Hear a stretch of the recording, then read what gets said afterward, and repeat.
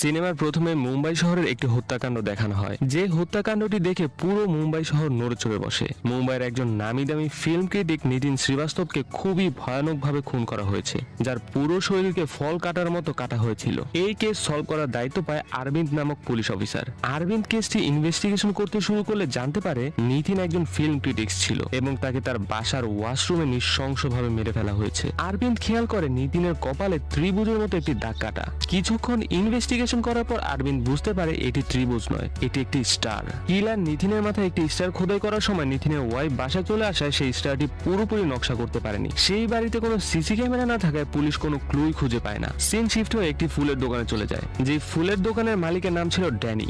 এখানে ড্যানির ভূমিকায় অভিনয় করছে দুলকার সালমান। সে একা একা নিজের সাথে কিছুক্ষণ কথা বলে বাইরে খেতে চলে যায় এবং টিভিতে খুনের নিউজটি দেখতে পায়। পরের সিনে নীলা নামক একজন সিনেমার জার্নালিস্টকে দেখানো হয়। সে ফুল কেনার জন্য ড্যানির ফুলের দোকানে যায়। প্রথম দেখায় ড্যানি নীলাকে খুবই পছন্দ করে ফেলে। সেই দোকানের ফুলগুলো নীলারও খুব ভালো লাগে, তাই নীলা প্রায় ফুলের জন্য সেই দোকানে আসতো। আস্তে আস্তে ড্যানির সাথে নীলার ভালো সম্পর্ক গড়ে ওঠে এবং সেটি প্রেম পর্যন্ত গড়ায়। সিন অরবিন্দের কাছে শিফট হয়। সে দেখতে পায় কিছুদিন আগে মুক্তিপ্রাপ্ত পানি পানিরে নামক সিনেমাতে এই নিতিন খুবই বাজে রেটিং দিয়েছিল। সে মনে করতে থাকে সেই ফিল্মের সাথে কেউ হয়তো এই খুনের সাথে জড়িত আছে, তাই অরবিন্দ ফিল্মের সাথে যুক্ত সবাইকে জিজ্ঞাসাবাদ করে, কিন্তু সে সেখানেও কোনো ক্লু পায় না। পরের সিনে পুলিশ এরশাদ আলী নামক আরেকজন ফিল্ম ক্রিটিকের লাশ ট্রেনের রাস্তার উপর দ্বিখণ্ডিত অবস্থায় খুঁজে পায় এবং তার কপালে একটি স্টার নকশা করা ছিল। পুলিশ এই হত্যাকাণ্ডেরও কোনো ক্লু খুঁজে পায় না, কারণ কিলার ছিল অতিমাত্রায় বুদ্ধিমান। অন্যদিকে নীলা এবং ড্যানির প্রেম চলতে থাকে। নীলা তার মায়ের সাথে ড্যানির পরিচয় করিয়ে দেয়। পরের সিনে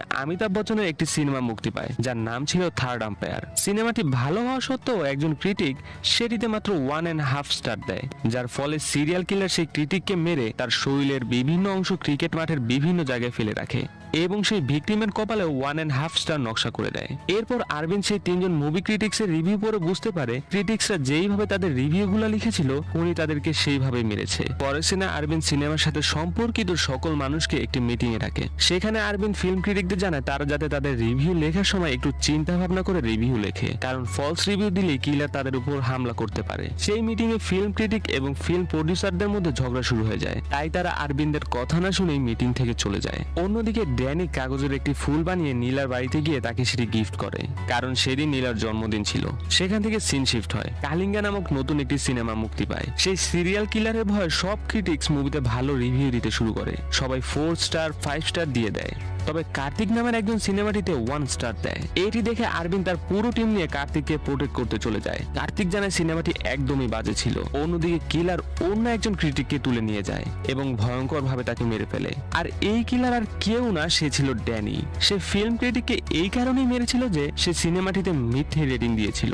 সে ফিল্ম ক্রিটিক ওই সিনেমাটিতে 4.5 স্টার দিয়েছিল। সিনেমাটিতে সেই স্টার পাওয়ার যোগ্যতাই ছিল না।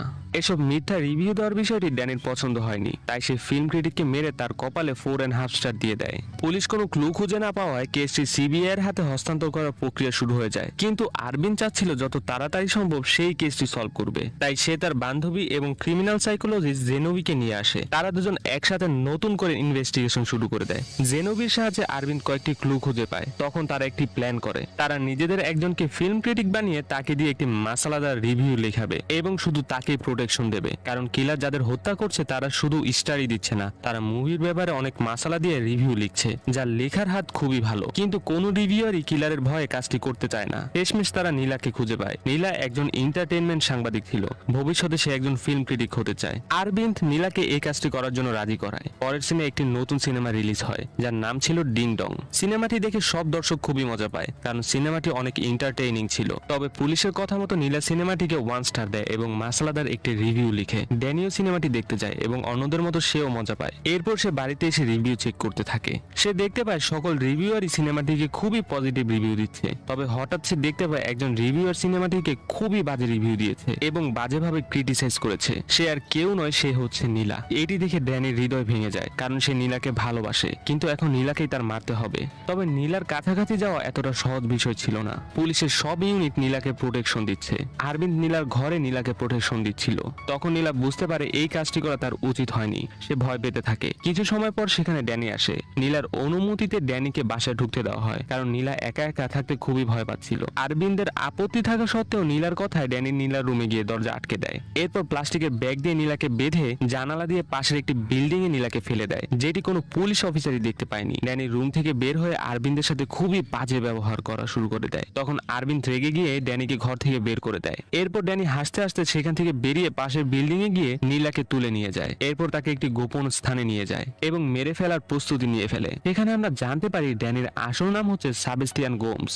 ড্যানি ছিল সাবেস্টিয়ানের কুকুরের নাম। কুকুরের নামে সে তার দোকানের নাম ড্যানিস ফ্লাওয়ার রাখে। সাবেস্টিয়ান নীলাকে জিজ্ঞেস করে এই সিনেমাটিতে কেন সে বাজে রিভিউ দিয়েছে, সিনেমাটি তো এতটাও খারাপ ছিল না। তখন নীলা বলে পুলিশ তাকে জোর করে এই কাজটি করিয়েছে, তারা কিলারকে ধরার জন্য বাজে রিভিউ লিখিয়েছে। অন্যদিকে আরবিন্দ নীলার ঘরে গিয়ে দেখতে পায় নীলা সেখানে নেই এবং নীলার ঘরে জানালাটাও খোলা। আরবিন্দ বুঝতে পারে ড্যানি আসল কালপ্রিট। সেই নীলাকে জানালা দিয়ে বাইরে ফেলে দিয়েছে এবং সেখান থেকে নীলাকে তুলে নিয়ে গিয়েছে। আরবিন্দ তার টিম নিয়ে নীলাকে খোঁজার জন্য বেরিয়ে যায়। অবশেষে আরবিন্দ সাবেস্টিয়ান এবং নীলাকে খুঁজে পায়। এখানে সাবেস্টিয়ান যখনই নীলাকে মারতে যায় তখনই আরবিন্দ সাবেস্টিয়ানকে গুলি করে দেয় এবং নীলাকে সেখান থেকে বাঁচিয়ে নিয়ে আসে। এরপর তারা সাবেস্টিয়ানের বাড়িতে তল্লাশি চালিয়ে সিনেমার কিছু রিল খুঁজে পায়। সিনেমাটি তারা প্লে করে দেখতে পায় সিনেমাটি সাবেস্টিয়ানের নিজের জীবনের বায়োপিক। সাবেস্টিয়ান নিজেই সিনেমাটি বানিয়েছিল। সিনেমাটিতে দেখানো হয় ছোটকাল থেকে সিনেমার প্রতি সাবেস্টিয়ানের ভালোবাসা ছিল, কারণ তার বাবা একজন ডিরেক্টর ছিল। তবে সে খুবই বাজে মানুষ ছিল। সে প্রায়ই মাতাল হয়ে সাবেস্টিয়ান এবং তার মাকে মারধর করত। মাঝে মাঝে সাবেস্টিয়ানকে একটি অন্ধকার রুমে আটকে রাখতো। তার ঘরে একটি ড্যানি নামের কুকুর ছিল। কুকুরটি সাবেস্টিয়ানের খুবই প্রিয় ছিল। সাবেস্টিয়ান পড়ালেখার জন্য বাইরে চলে যায়। কিছুদিন পর বাড়িতে এসে দেখতে পায় বাড়ির অবস্থা আগের মতোই আছে। তার বাবা তার মাকে মারধর করে এবং এক পর্যায়ে সে সাবেস্টিয়ানের প্রিয় কুকুর ড্যানিকেও মেরে ফেলে। তখন ফ্রাস্ট্রেট হয়ে সাবেস্টিয়ান তার বাবাকে একটি রুমে আটকে রাখে এবং সেখানে বসে তার প্রথম সিনেমা চুপের কাহিনী লেখা শেষ করে। কিছুদিন পর তার বাবাও মারা যায়। যখন তার সিনেমাটি মুক্তি পায় তখন রিভিউয়ারদের নেগেটিভ রিভিউর কারণে সিনেমাটি চালানো সম্ভব হয়নি। সিনেমাটি বাজেভাবে ফ্লপ হয়ে যায়। নিজের জীবনের উপর নির্মিত সিনেমাটিতে রিভিউয়ারদের এমন বাজে মন্তব্য সাবেস্টিয়ান মেনে নিতে পারেনি। এটি প্রথম ছিল না, এর আগেও এমন হয়েছিল। যখন মহান সিনেমা নির্মাতা গুরু দত্তের কাগজের ফুল সিনেমা বের হয়েছিল তখনকার সময় ক্রিটিক্স এবং দর্শকদের কারণে সিনেমাটি মুক্তির পর ফ্লপ হয়। এরপর থেকে গুরুদত্ত সিনেমা বানানো বন্ধ করে দেয়। কিছুদিন পর সে মারা যায়। তবে গুরুদত্ত মারা যাওয়ার পর তার সিনেমাটি দর্শক মহলে জনপ্রিয়তা পায় এবং কাগজের ফুল সিনেমাটিকে অন্যতম সেরা সিনেমা মনে করা হয়। কিন্তু গুরুদত্ত সেটি দেখে যেতে পারেনি। তাই সেখান থেকে ক্রিটিক্সদের উপর সাবেস্টিয়ানের জেদ কাজ করে এবং যেসব ক্রিটিক্স নিজেদের ফায়দার জন্য মুভিতে বাজে রিভিউ দেয় তাদের উপর সে প্রতিশোধ নিতে শুরু করে। আর এখানেই সিনেমাটির সমাপ্তি ঘটে।